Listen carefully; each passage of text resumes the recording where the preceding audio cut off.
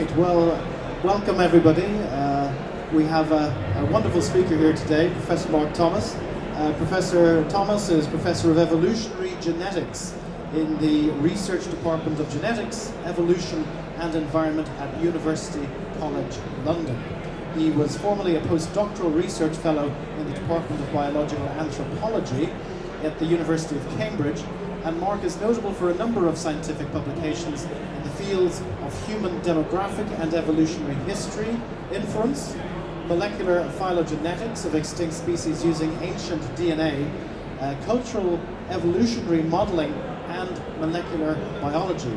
And today he's going to talk to us about the pros and cons of ancestry testing using DNA. So it gives me great pleasure to introduce to you Professor Mark Thomas. Thank you. Is that working? Oh, good. Okay. Okay. So you'll see there are a lot of ancestry genetic testing companies around, and usually you'll find, at least up until recently, that people will talk about the Y chromosome or the mitochondrial DNA. And I'm going to be focusing on those two genetic systems today because those have been very dominant in ancestry testing. And I'm just going to try to expose some of the problems that, with using those to say where your ancestors are from. So, as you may have heard, mitochondrial DNA, men and women have it, but it's inherited solely through the female line. And the Y chromosome, only men have it, so obviously it's inherited solely through the male line. And we can all trace our ancestors through the female line or through the male line by comparing our mitochondrial DNA or our Y chromosome. And those lineages, those can be traced and they can be given names, and they have various different geographic distributions. So I may have a mitochondrial type that's found particularly, let's say, in India or in Iran or something like that. I might have a Y chromosome type that's found in Scandinavia or something like that. Now, when we talk about Y chromosome and mitochondrial types, we talk about what we call haplotypes. So haplotypes is merely the state of various mutations along the length of that mitochondria or along the length of that Y chromosome. And we can compare them, and we can group them, and we can say these two are quite different, these two are quite similar, and we can construct trees relating them to each other. And this is very common in genetic testing. Now, usually we define a haplotype as just a particular set of states. We define a haplogroup as a group of haplotypes that have similar sets of states and that suggest that they're more closely related to each other than they are, or more similar to they are to each other than they are to other Y chromosomes or mitochondrial DNA.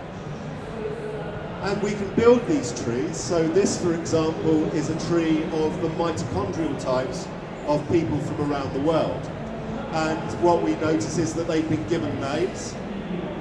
And these early branches here are ones that occur mainly in Africa, and these branches outside Africa. Now, you should be aware that there's no natural level at which you can define a haplogroup.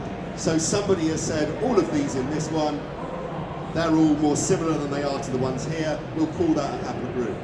But these poor Africans over here have been given these names, and you notice they're much deeper. However, if you're treating them all the same, then you should say, well, if I'm going to define them at this level, I should define these ones at this level. It's much of a muchness, it doesn't really make much difference, but it is a kind of taxonomy of these different types of Y chromosome and mitochondrial DNA. And when biology became a science, it kind of left behind taxonomy. But anyway, let me just try to explain now why this is like this. What happens? What actually happens in terms of our history? And I'll show you with a very simple model. So let's imagine that we have a population, and it's very ideal. It doesn't do anything confusing or strange, like people migrating in, people migrating out. It has a constant size. It's a relatively small size. And let's say that we're only interested in, shall we say, Y chromosome. Okay? So because it's only Y chromosome, only men have Y chromosomes, so we're only concerned with the men in the population. So this represents men in today's generation. And these are the men in previous generations. Okay? Now just assume that this goes back ad infinitum. Okay? This population is the same size forever. So we've got 22 men here. They will have inherited their Y chromosomes from the men in the previous generation. But, as should be quite obvious to you, some men in the previous generation had no sons, and some men in the previous generation had more than one son. Okay, this is just normal. So, the number of Y chromosomes in the previous generation that made it through to today's generation is actually less than the number of Y chromosomes in today's generation. It's just inevitable. And as you go back through time, that number of ancestral Y chromosomes that make it through to today, that number goes down. Well, it either goes down or it might stay the same. But one thing you can be absolutely 100% certain of is that it will never go up. And the reason for that is perfectly simple. No man has more than one biological father. Okay? So you can't increase the number of Y chromosome ancestors. So if that's the case, then it doesn't matter how big the population is, the number of ancestral Y chromosomes as you go further back through time will always go down, and therefore, like a ratchet mechanism, eventually it will, and inevitably, it will get back to one common ancestral Y chromosome. Now notice, that's that one there. This doesn't mean that he was the first man. Okay? There were plenty of other men around. It just means that he's the only one whose Y chromosome made it through to today. Now we call that individual the most recent common ancestor for the Y chromosome in this case. And we call this process, I'm just going to delete out all the ones that didn't make it through to today, and we call that process gene coalescence. There is a massive body of scientific work and theory on this process. It turns out that for any population of constant size, the average number of generations back to the most recent common ancestor is merely 2 times the population size. That's just a mathematical rule. However, it's not always 2, it's just on average it's 2. So sometimes it may be 3 times, sometimes it may be 1 times. It's just rolls of the evolutionary dice, if you want to think about it that way. But inevitably, they will go back to a common ancestor. We'll come back to that in a minute. Now, knowing that those trees are true, we can now think about genetic differences between individuals, because they are produced by mutations. Now, mutations are just a result of random changes in DNA sequences, and they can be a result of either damage from radiation or something like that, or chemicals, or just mistakes in the way DNA is copied. Now, they usually occur at a more or less constant rate. And so in one of those coalescent trees, and remember those trees are true, there is a true coalescent tree, or we would often call it the genealogy of Y chromosomes, we can just think of mutations as just being sprinkled at random on all of those branches. So we can take our tree, let's say that this was the DNA sequence, I'm simplifying here, but let's say this was the DNA sequence of that ancestor. Well, if a mutation occurs there, changes, gives rise to a new sequence. Another mutation, sprinkle it at random, gives rise to another new sequence. Another one, another new sequence. Another one, another new sequence. Another one, another new sequence. Okay? Now, the thing is, what do we do with this? Well, there are very clever and efficient statistical and mathematical ways of going from this back to something that approximates this. And this is called phylogenetic reconstruction. So we can use that. Now, it's not perfect. If you haven't got many mutations, you don't get anything close to the original tree. If you've got a lot of mutations, you should get quite close to the original tree. You notice I didn't have many mutations, and that tree, let's be honest, it doesn't really look like that, does it? Because I didn't have enough information in this data. So you have to be careful. More data, more mutations, more accurate trees. So this has been done. It's been done again and again and again and again and again. It's been done for mitochondria. It's been done for Y chromosome. So here, for example, is one of the earlier mitochondrial DNA trees. These branches are exclusively African. Again, the deepest roots are in Africa. That shouldn't surprise anybody. We're an African species. If we've been around in Africa for longer, we've had larger populations in Africa for longer, then you'd expect more diversity and deeper roots. It's just obvious, right? It's the same for the Y chromosome. These roots down here are African, because we're an African species. Now, when did these common ancestors actually live? So we can work those out.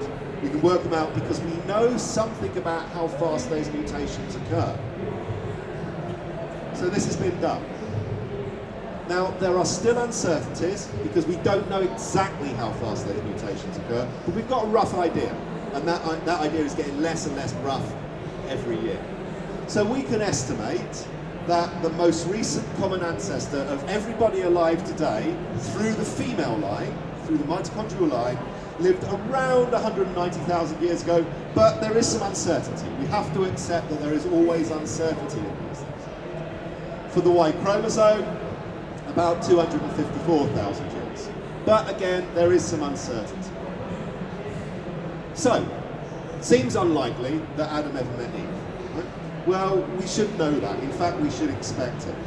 And the reason is that the common ancestry date for a particular history varies widely. So it could have been that. It could have been 190,000 years ago. It could have been 300,000 years ago, under exactly the same human population history. Because there's a lot of rolls of the dice. Just as there are rolls of the dice in who mates with who, in how many children you have, in what the sex of your children is. Okay? So there's lots of randomness in our genetic history, and this is reflected in things like when these dates actually fall. And I've tried to demonstrate this. So I mentioned earlier these things are called coalescent trees. Well, there's a very large body of scientific research on that process, the process by which those trees are formed, initiated by this guy here, John Kingman, but developed by many others. So we can now say, I will make up a history of humans, right? Here's a very simple it's not quite made up, it's probably quite true, but a simple made up history or model of human history. So we say that populations at a global scale have grown exponentially from the time that they came out of Africa, about 70,000 years ago. In Africa, the population was more or less constant in size over the last, million years. I don't care, it doesn't matter how long you want it to be. But let's just assume it's been constant for the sake of argument. I can now simulate those histories, and I can simulate different trees, and I can see how old they are, i.e. when they go back to a single common ancestor.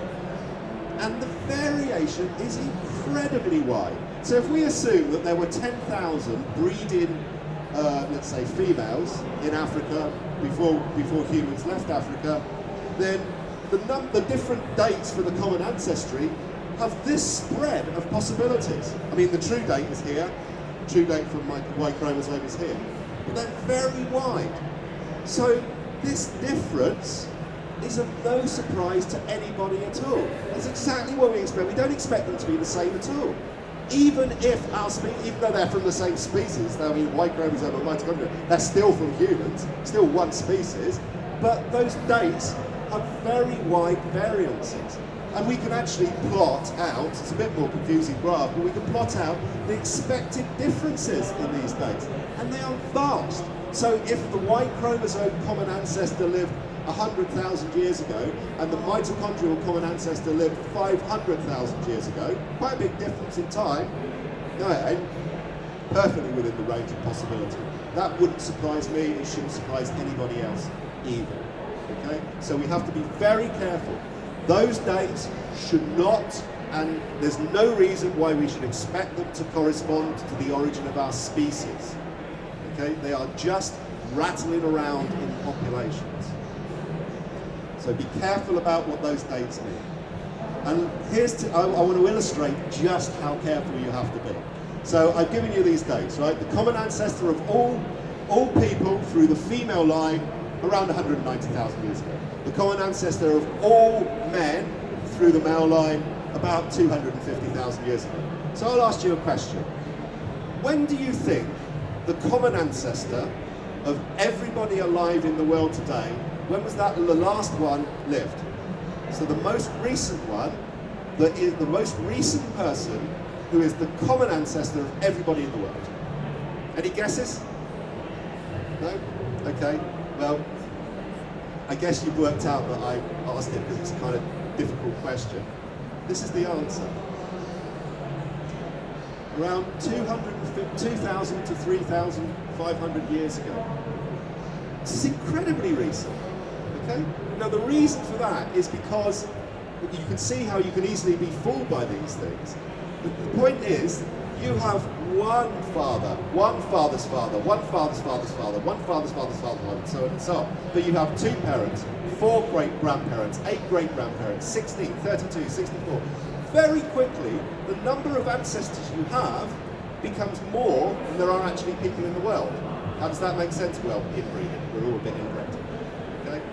So if everybody's doing that, if everybody's spreading out these number of ancestors and we look backwards in time, it's no surprise that we start meeting up with common ancestors really, really rapidly. Okay? So be careful about what people mean by common ancestry. If you want to know, am I a Viking? Am I a descendant of a Viking? Looking around the room, I would say, yes, you all are. Am I a descendant of a Saracen? Yes, you all are. Am I a descendant of a Jewish population? Yes, you all are. Am I a descendant of some Celts? Yes, you all are. Of course you are. You've got so many ancestors that of course some of them are going to be from those various different groups. In fact, here's a really surprising fact. So that ancestor, who is the common ancestor of everybody in the world, we may not have even inherited any of their DNA. That might seem weird, right? But remember, you increase your number of ancestors, but our DNA comes in blocks. Soon you have more ancestors, you have blocks of DNA. So therefore, there must be some ancestors from which you haven't inherited any of those blocks of DNA. Okay, so it's even weirder. And in fact, that happens very quickly. You can show that even things like half, third cousins, 4 generations back, 5 generations back, 6 generations back, there's a high probability that you haven't even inherited any of their DNA, even though they're a recent ancestor. So again, you have to be very careful with these arguments. Anyway, what I want to move on to now is how can we say where a particular Y chromosome or mitochondrial type comes from? Well, we can easily work out these trees, okay? The trees are reasonably accurate, there's some uncertainty, but they're reasonably accurate. And we can plot where different types of Y chromosome or mitochondria are found in different places around the world. Now that we call the phylogeographic structure. I don't want to go into great detail about it, but just to say that, you could have a species that has high phylogeographic structure, like humans. So what that means is that lineages that are closely related tend to be geographically close to you. Or you can have a species where there's very low phylogeographic structure. So for example, where the geographic distance from the lineages that are closely related to you they're not close, they're just all over the place. So horses are like that. Okay? Horses, you find one type in a horse, and then you go looking for where that type is in another horse, it could be 10,000 miles away. Okay? They're all spread and mixed up all over the place. Now, this has led to a way of interpreting these patterns and these distributions of genetic types around the world. And this is called interpretive phylogeography. Now, this is interpreting branching patterns on the trees. So I've shown you the trees already. And then looking at the spatial distribution of those different types in those trees, those different haplotypes. And what happens is that people usually treat specific lineages or haplogroups, doesn't matter what you call them, particular types, they interpret them as representing specific ancestral populations or ethnicities. They will, for example, say that a particular origin group for a particular group of these types, a haplogroup we call it, could be treated as the founding date for the origins of a population in which they're found. Okay? So if they're found at very high frequencies, let's say in Celtic populations, somebody might say, oh, well, that's where the Celts originated. The region where they're found at highest frequency, or where they're found with greatest diversity, is often treated as the place where they originated. So we heard in the talk before, somebody said that we can actually say where they originated. And when they're shared between different regions, that's treated as some sort of proxy, if you like, some sort of marker of ancestral migrations between those regions. Now, this is the most commonly used approach to saying where particular types originate by genetic ancestry testing companies. So here's some examples.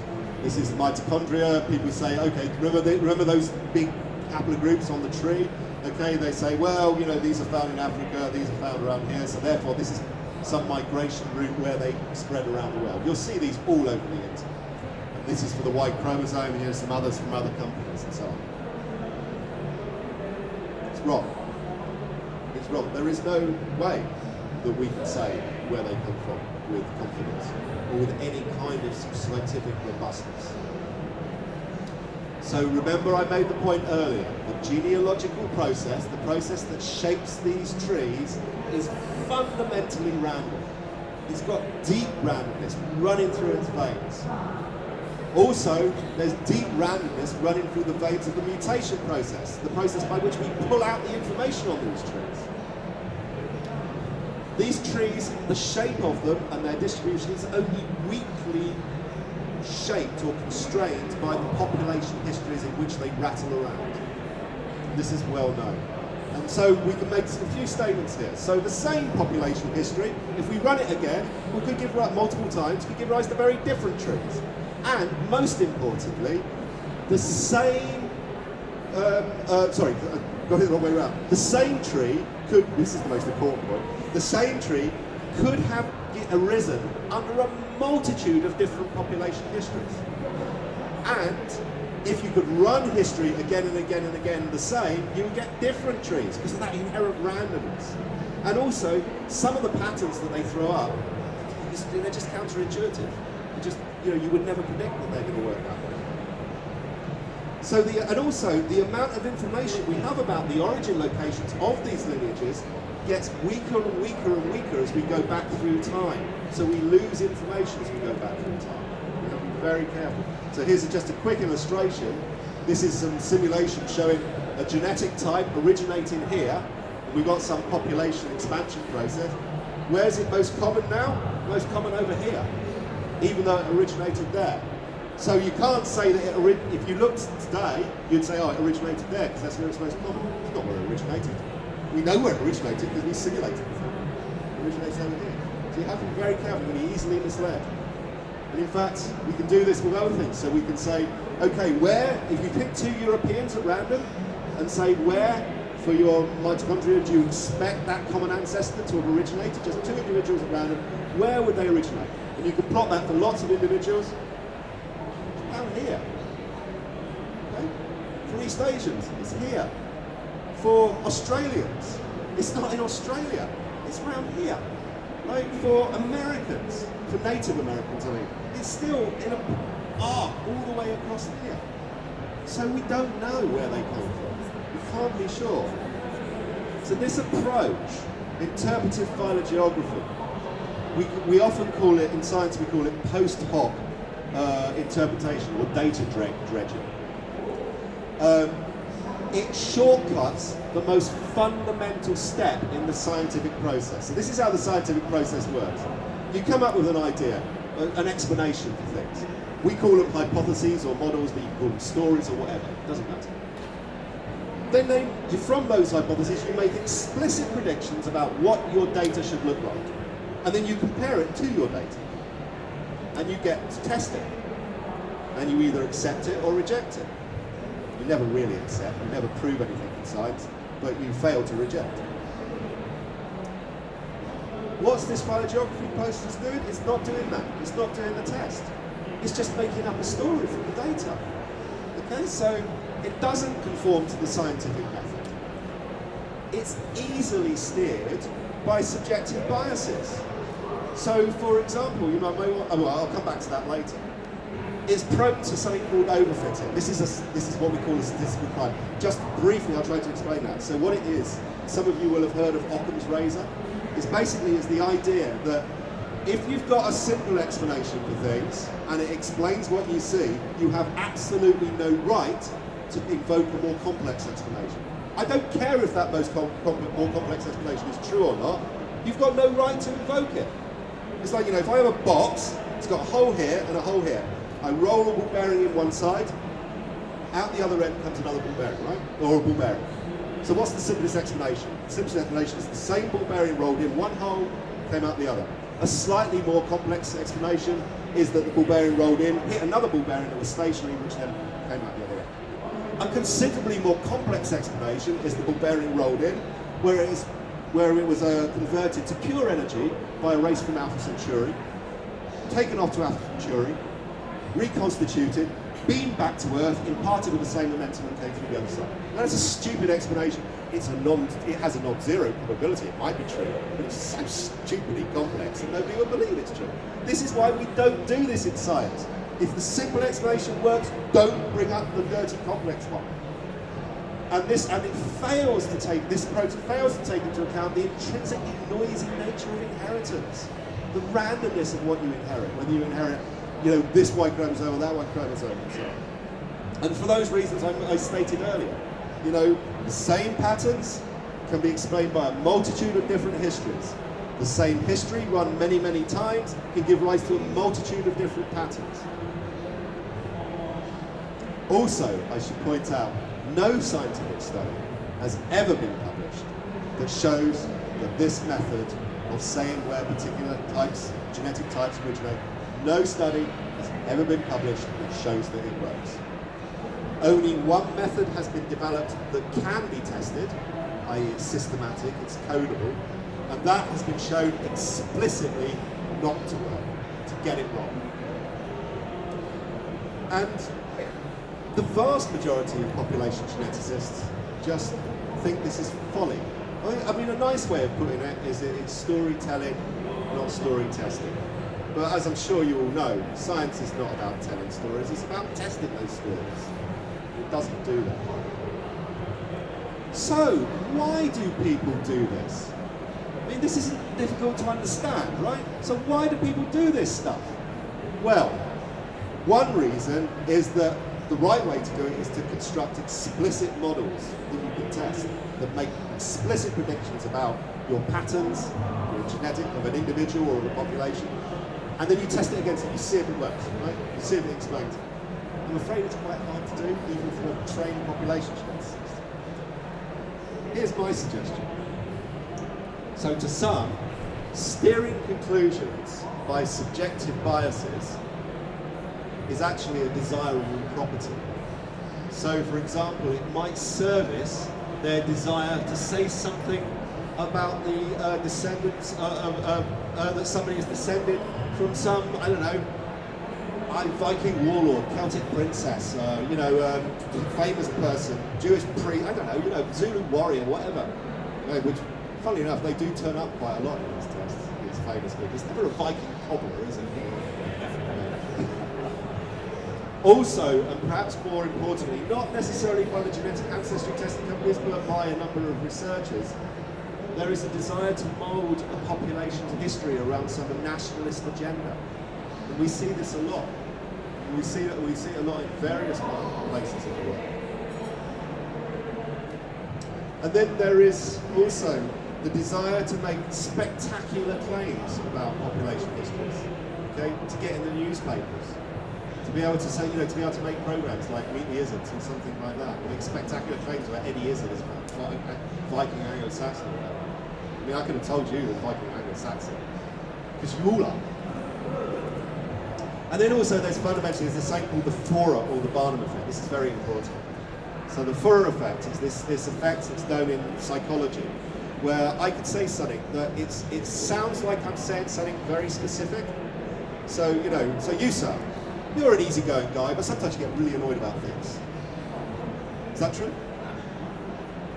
That's because I just know you so well, right? Of course not, it's because it's true of everybody. Right? So you say something that sounds specific to a particular person, but in fact it's so generic it applies to virtually everybody in the world, and people will take those on board and think, oh, really? It's got to do that, is it? It's just a trick. It's a psychological trick. So I'll just finish off with, should we throw the baby out with the bathwater on this? No, of course not. Of course not. It is possible to test hypotheses. It's possible to test models of ancestry for individuals or for populations. But it is hard to do, but it is possible. We have these amazing figures in the history of this field, particularly people like Fisher and Kimura and Kingman, who've revolutionised the way we can do this, and we can do it. Not easy, but we can do it. Also, interpreting these patterns, well, you could say it's a way of coming up with stories, and then, or hypotheses, models, right? Yeah, fine, that's true, it is true, right? You can look at some patterns and some data and some patterns of spread of white grammar and say, oh yeah, I reckon that they migrated from there, I reckon my ancestry is from there. Fine, that's fine. Perfectly good way of doing it. But so is sitting in the bath, chatting in the pub, sitting on the toilet or taking strong hallucinogenic drugs. They will all work. You'll come up with hypotheses with all those methods. But I would suggest the better method is to ask a genealogist, or ask a historian, or ask an archaeologist, or ask an anthropologist, or a linguist, what the questions are. If you're interested in your own ancestry, ask a genealogist first. Then use the genetic data to test it. Because that is a branch of ancestry testing that is utterly scientifically legitimate. What we call genetic genealogy. So this is using genetic data to test genealogical hypotheses that have come from other sources. So for example, parish records, family history research. If you identify somebody from family history research and it says, well, you should be descended from the same guy in the 16th century through the male line, it's much like Richard III, okay? Richard III, that's a proper hypothesis. We make a prediction. I mean, I actually did the statistical analysis on Richard III, and it did fit, but you make those proper predictions and then you test it, i.e. you get this bit, this proper science bit of testing. If you bypass this bit, it ain't science, just as in science too. Okay, what about the later test, what we call genomic data? So this is where instead of just using the Y chromosome or mitochondria, you use all of your genome. Now, this has got a lot more information about our past. So in principle, the more data, the more information about ancestry. It's not just in principle, it is true. But because most parts of our genome, and because most of the parts of our genome aren't inherited with each other, they're inherited independently, so you may get one bit from your mother, one bit from your father, and so on. Much of that noise that I was concerned about earlier kind of levels out, it evens out, or averages out, so it makes those tests more powerful. But still there are challenges, still there are issues. It's more difficult to simulate and model these types of data.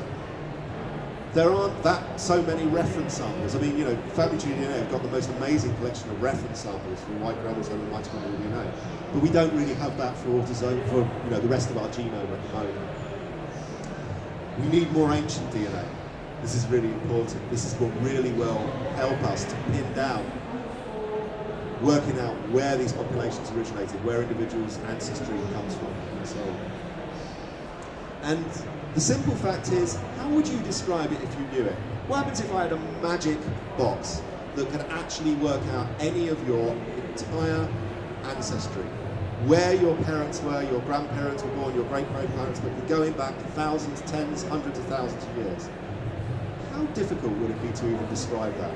Do you really think that it would all funnel back to a Viking or a Celt or whatever? Of course not. It would just spread incredibly widely very quickly.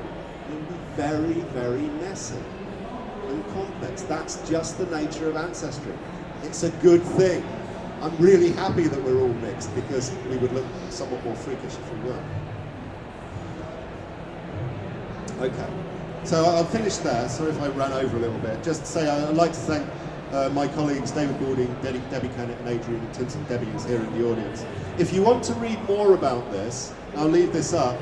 We've created a website that tries to give as much information as possible about genetic ancestry testing, some of the problems, some of those more fraudulent claims, some of the dodgy companies, and just give you generally more information about the history of that. Including, there's a nice little story there about one company that threatened us with legal action because we pointed out that their claims were absurd. Of course, they didn't get anywhere with it.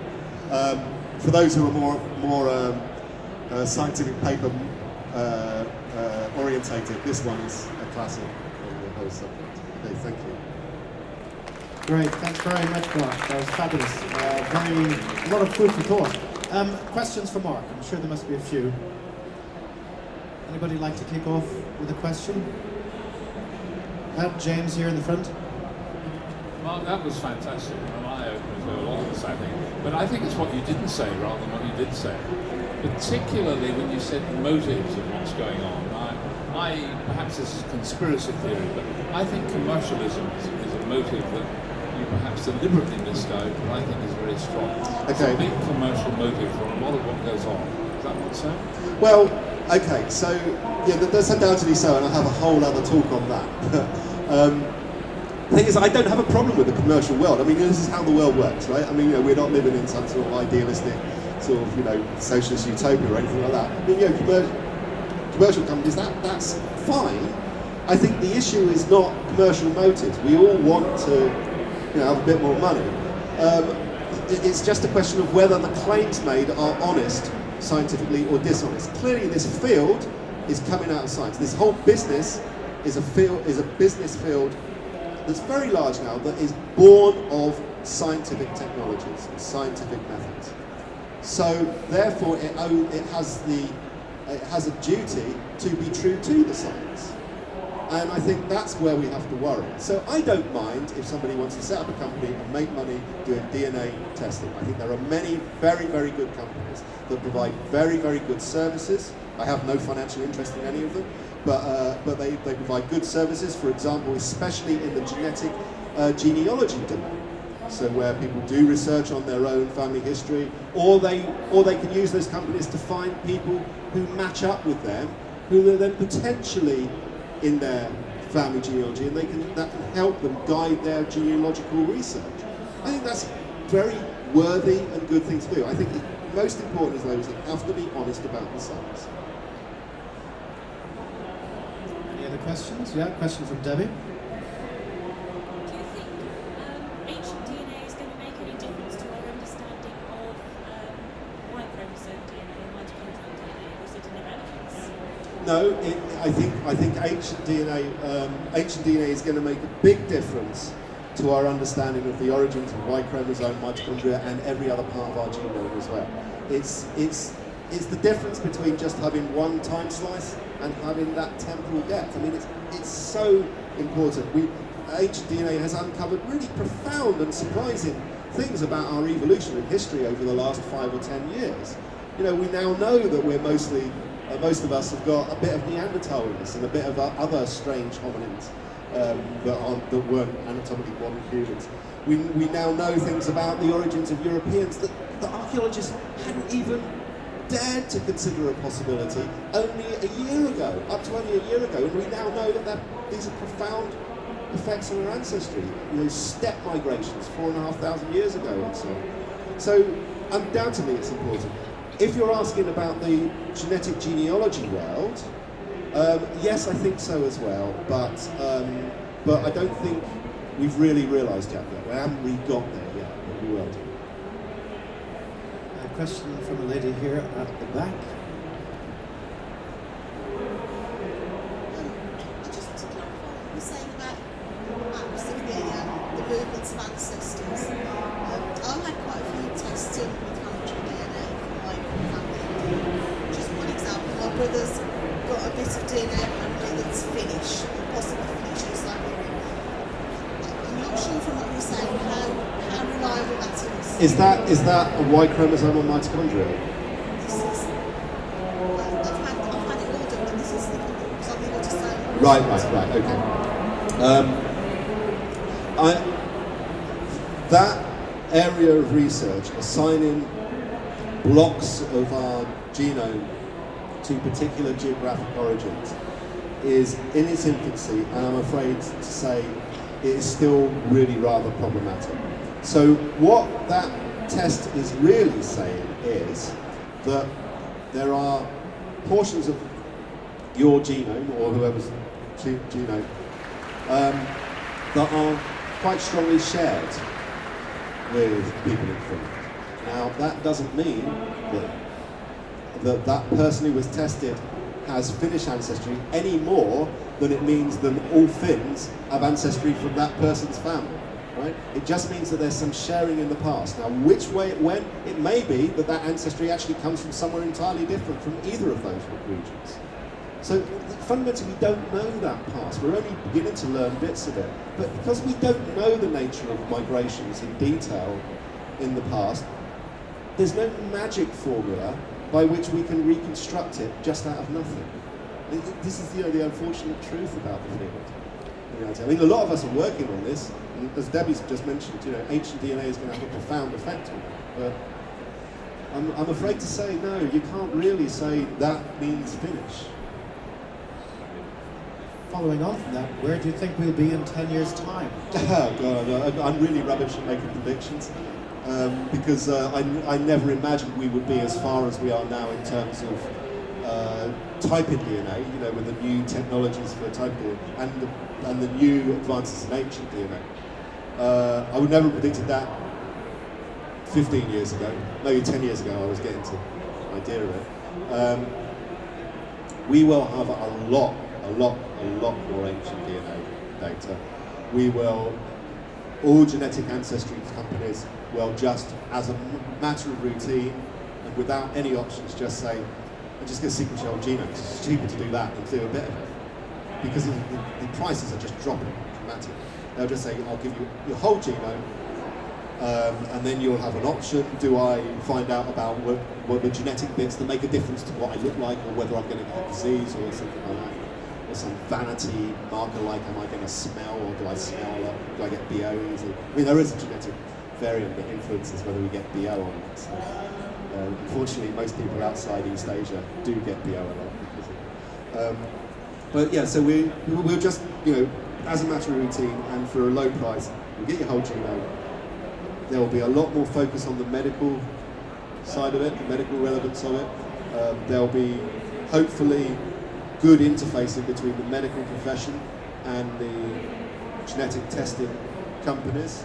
And the ancestry side of it, it will move forward, it will improve, but we always have to beware that some will make claims that aren't substantiated, and if we're not vigilant, then people will end up believing the nonsense rather than the sort of scientifically validated stuff. I think with projects like the 100,000 Genome Project in the UK, we're moving towards the situation where every newborn infant will have a heel prick test that will actually give them their entire whole genome. Yeah, it's Gattaca, isn't it? It is Gattaca, isn't it? So if everybody in the country is going to have their genome tested from birth, what's going to happen to Ancestry? Well, I mean, having all that information will improve Ancestry, and it will allow people to reconstruct the genealogy, at least going back, a good few hundred years, of everybody in the country. Of course, people doing, proper genealogical research, parish records, family history, and so on, already know a lot of that. But of course, there are always false paternities, so we'll then know the true one. I'm not really sure how much further back it will go in terms of the true detailed ancestry, but I think we will get a much better idea through ancient DNA about what those movements were, and that will then help us to say, well, if you've got this genetic type, that means because of this migration, you probably did have ancestors from over here. But the reality is, if you imagine this is a world map, and you draw a person, you say, right, that's where that person is, that's where their parents were, that's where their grandparents were. And you go back through the generations, you see a kind of a spread of where their ancestors live, spreading out rapidly to take up vast majority, well, a very large part of the world very quickly. And that's what will appear. Any final questions for Mark? Well, it just remains for me to say a big thank you to you. I mean, it was an absolutely fabulous talk. It's wonderful food for thought. And ladies and gentlemen, can you please show your appreciation for Mark Thomas?